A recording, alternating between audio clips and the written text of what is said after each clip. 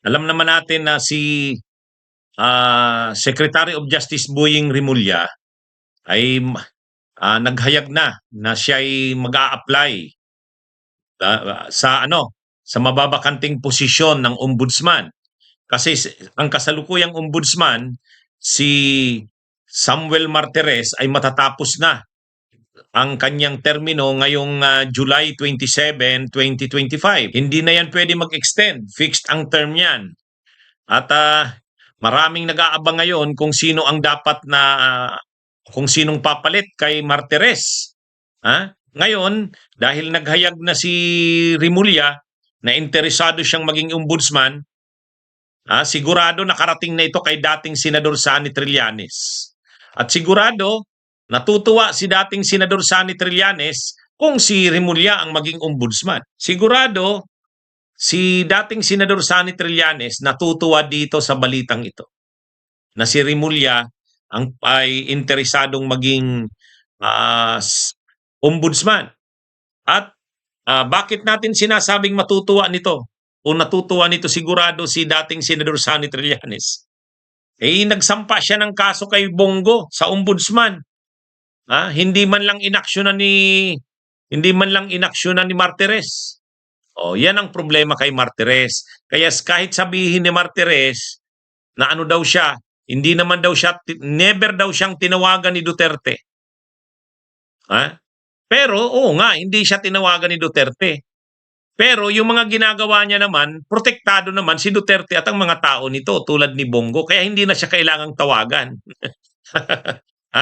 Tulad niyan, yung mga kaso kay Bongo, ang dami nun, mga plunder cases isinampa ni Trillanes. Halimbawa, yung 6.4 billion ba yun na yung plunder case dahil sa panahon ni Duterte, nang mayor pa ito ng Davao, at lalo na nang naging presidente ito, ang mga big ticket projects sa Davao City, sa Pilipinas, ay hawak ng construction company ni Bongo, pamilya ni Bongo.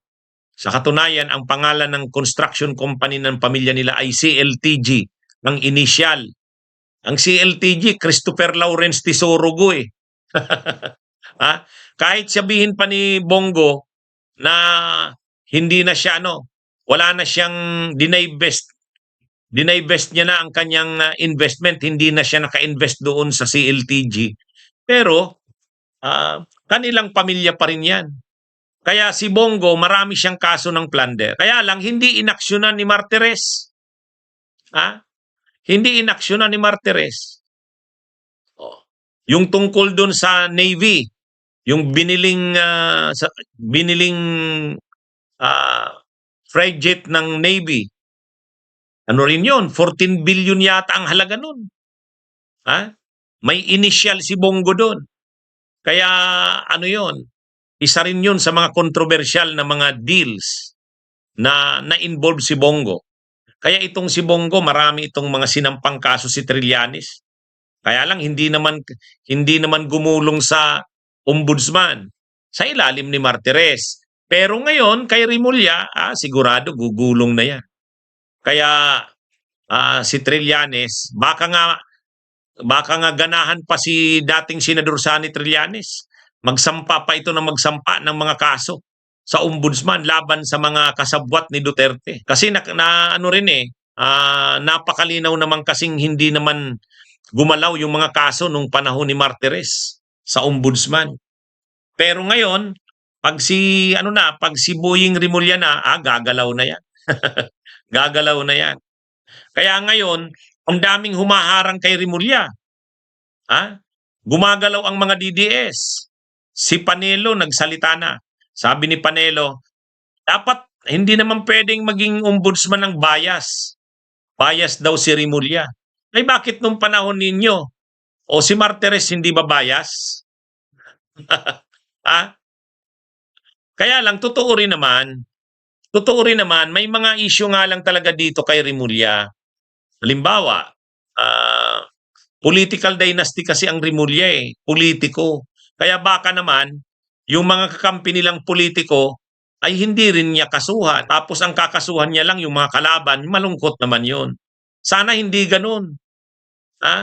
Sana si Remulla ay maging independent siyang ombudsman. Ibig sabihin, talagang hahabulin niya yung mga dapat kasuhan. Sigurado kasi tayo, pagdating sa mga Duterte, kakasuhan niya yan. Hindi naman nasisindak si Boying Remulla. Yung pagdinig nga ng komite ni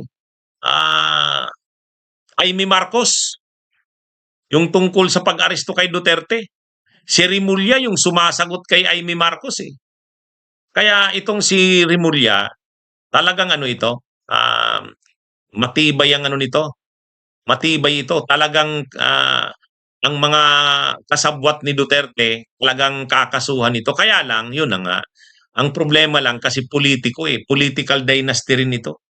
Baka naman, yung kalaban, kakasuhan. Pero yung kakampi, papalibrehin. Yun, hindi maganda yun sa ombudsman. Pero ang maganda naman kay Remulla, alam natin, halimbawa yung mga kaso kay Bongo, aaksyonan na nito yan. Kung si Martires ay hindi inaksyonan yon, dito gagalaw na yan. Kaya mapapansin natin ngayon sa social media, ang daming paninira kay Remulla. Linalabas talaga yung mga issue laban kay Remulla. Hindi raw ito dapat maging ombudsman. Yung tungkol sa kanyang pagiging politiko, yung tungkol sa kanyang anak, yung ginawa niya sa kanyang anak.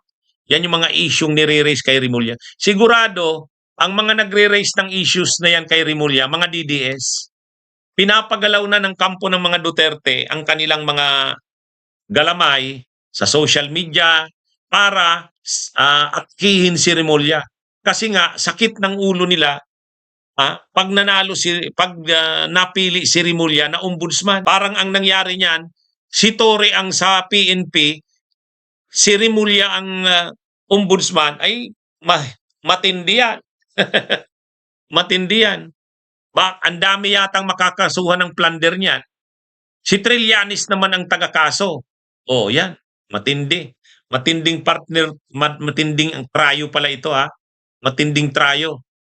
Si Trillanes ang magsigasig na tagakaso, si Remulla naman ang ombudsman, tapos ang taga-aresto naman, si Torre. Yan matindi ang na yan matindi ang trayo na yan. Si Trillanes ang tagakaso, si Remulla ang ombudsman, tapos si Torre naman ang mag-aaresto. Sigurado kinakabahan na ang mga DDS dyan. Kaya ngayon, kaliwat kanan ng ang atake kay Remulla. Bagamat totoo naman, medyo talaga hindi so kung mayroon lang sana na ombudsman na matapang na, at the same time pa, independent pa. Yun sana. Kaya lang sa sitwasyon ngayon, ang hirap sa panahon ngayon, kailangan yung matatapang laban sa mga Duterte. Katulad ni Torre, tingnan nyo, ginawang chief ng PNP. Tapos itong si Remulla, pag naging ombudsman, yan. Si Trillanes naman, private yan. Pero si Trillanes yung mahilig maghanap ng mga ebidensya laban sa mga dapat kasuhan. Kaya abangan natin ang susunod na kabanata. Mga kabunyog, mga kababayan. Mabuhay po tayo. Magandang araw sa inyo. Bunyog, bunyog, halikan na kasama ka. Bunyog, kapag buklod ay may pag-asa. Luzon, Visayas, Mindanao, isa ang pananaw. Sa bagong Pilipinas ang bunyog isisigaw. Bunyog.